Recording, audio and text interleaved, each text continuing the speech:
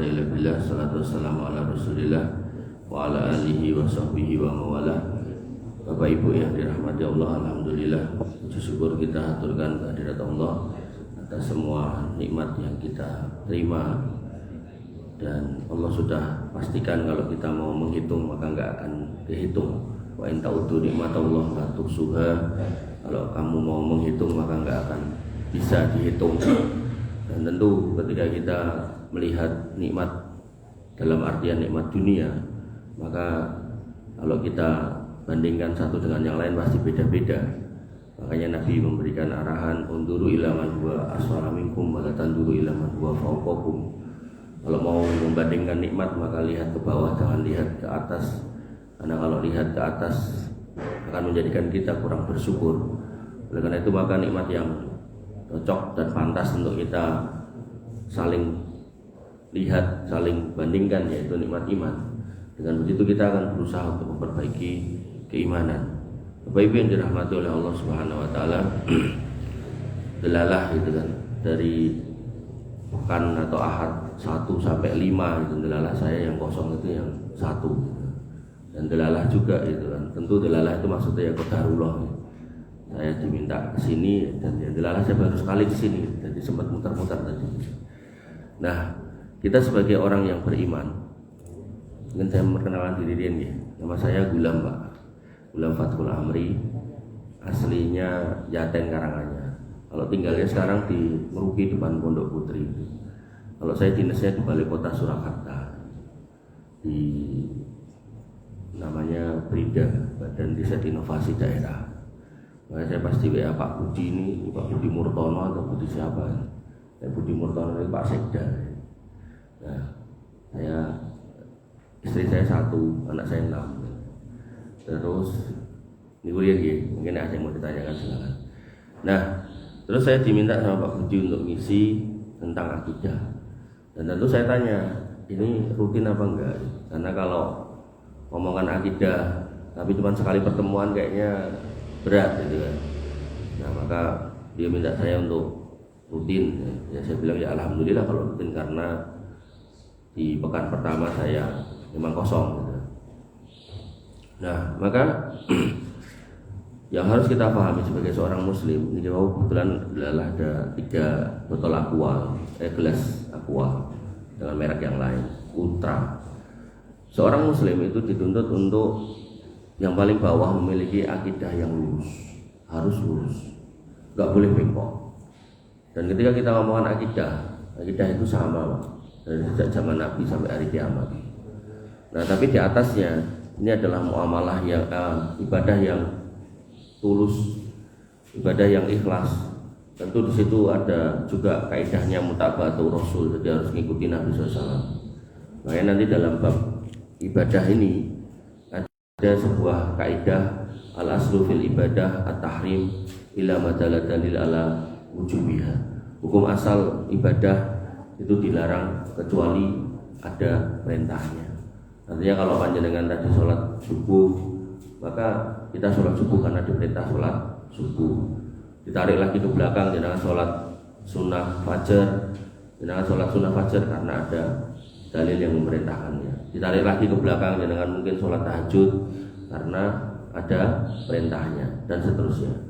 Ini kaidah. Kemudian yang di atasnya ini muamalah gitu. Nah, muamalah diminta untuk mulus. Mulus itu artinya apa? Seorang muslim tidak boleh mendolimi orang lain. Apakah dari sisi ucapan, apakah dari sisi perbuatan, bahkan dari sisi perasaan juga tidak boleh. Makanya nanti dalam bab muamalah ini ada namanya yaumul hisab. Bagaimana seorang itu akan diminta pertanggungjawaban atas kedoliman yang diperbuat di dunia tapi tidak diselesaikannya. Makanya Nabi mengatakan kalau masih ada waktu, fal yastahil, minta halal dari saudara.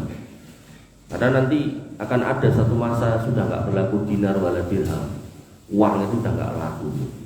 Sehingga kalau uang nggak laku, saya sering nyontohkan umpami gitu, ada seorang manusia punya utang 2.700.000, 2,7 juta, 2705. Kemudian dengan segala macam manuvernya dia nggak bayar utang itu, entah etok lali atau ngelali gitu kan, maka di dunia dia bebas tuh dari utang 2.700.000, tapi di akhirat akan ditagih oleh Allah Subhanahu wa taala, dan ketika ditagih di sana sudah nggak bisa dibayar pakai rupiah.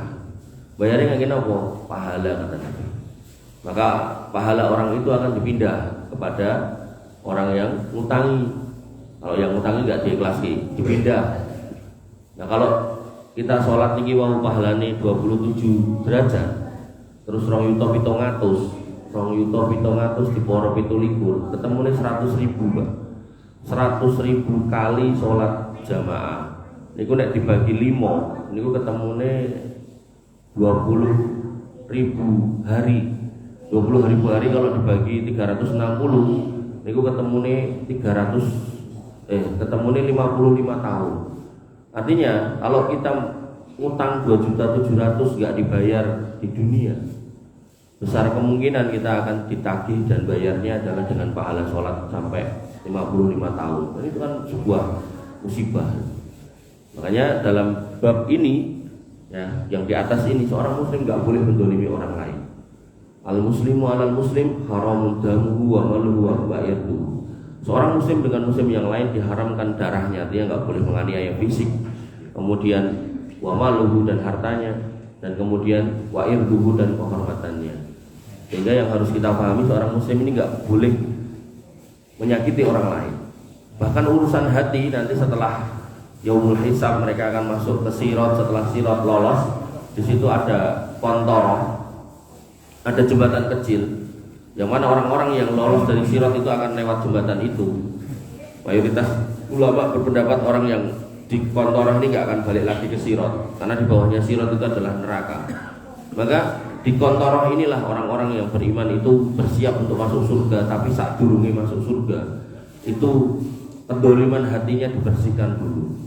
Iri, dengki, serai, ini ngerasani anyel karo wong, itu diresiki dulu.